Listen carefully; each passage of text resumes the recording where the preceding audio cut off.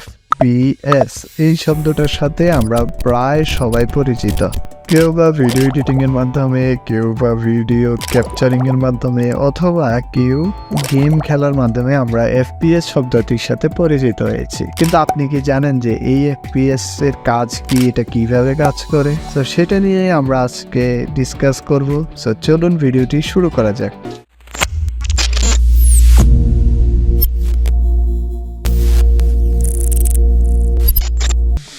FPS শব্দটির full meaning হলো frame per second, অর্থাৎ একটা ক্যামেরা প্রতি সেকেন্ডে কতটা ফ্রেম ক্যাপচার করতে পারবে সেটাই হচ্ছে FPS। ফ্রেমকে আমরা তুলনা করতে পারি কিছু স্টিল পিকচারের সাথে। সো এইভাবে যদি আমরা তুলনা করি তাহলে আমরা বলতে পারি যে একটা ক্যামেরা একটা সেকেন্ডে যতগুলো ছবি তুলতে পারবে সেটাই হচ্ছে FPS। সাপোজ ধরুন আমি 25 FPS এ একটা ভিডিও রেকর্ড করবো।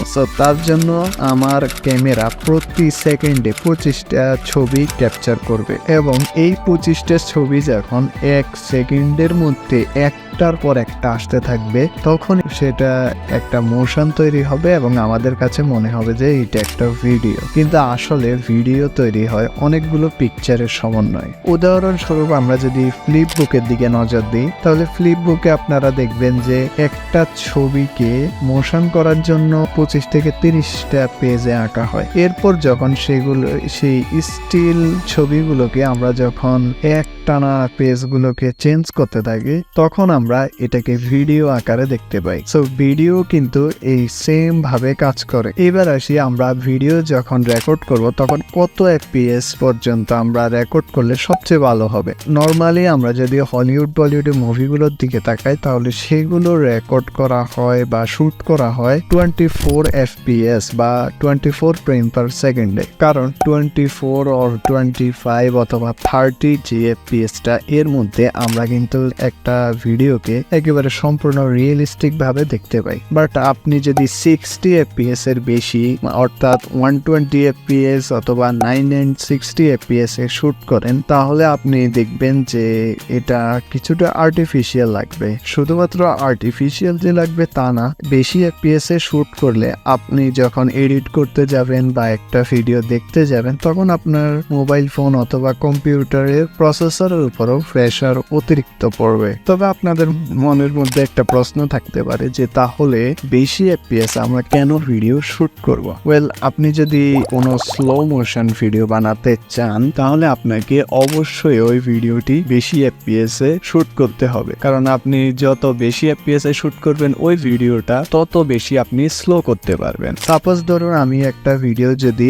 120 FPS এ শুট করি তাহলে ওই ভিডিওটাকে যদি আমি 4x স্লো করতে চাই সেক্ষেত্রে আমার ভিডিওটি 30 FPS এ স্লো মোশন হবে। এর মানে হচ্ছে আপনি যত বেশি স্লো করতে চান আপনার ভিডিওটিকে স্লো মোশন এড করতে চান সেক্ষেত্রে আপনি বেশি FPS ব্যবহার করতে পারেন। তবে নর্মালি আমাদের চোখের জন্য সবচেয়ে ভালো এবং স্ট্যান্ডার্ড FPS হচ্ছে 24 থেকে 30 পর্যন্ত বা 60 পর্যন্ত আপনি যেতে পারেন।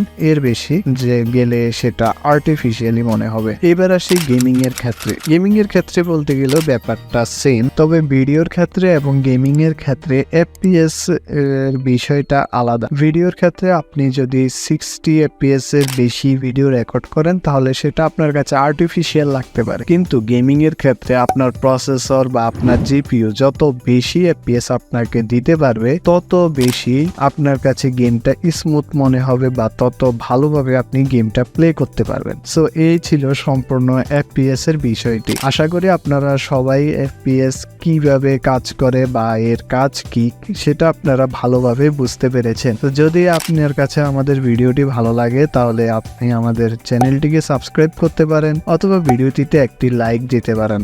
আর যদি আপনি আমাদের ফেসবুক পেজ থেকে ভিডিওটি দেখে থাকেন তাহলে দয়া করে আমাদের ফেসবুক পেজটি ফলো করে দিবেন। ধন্যবাদ।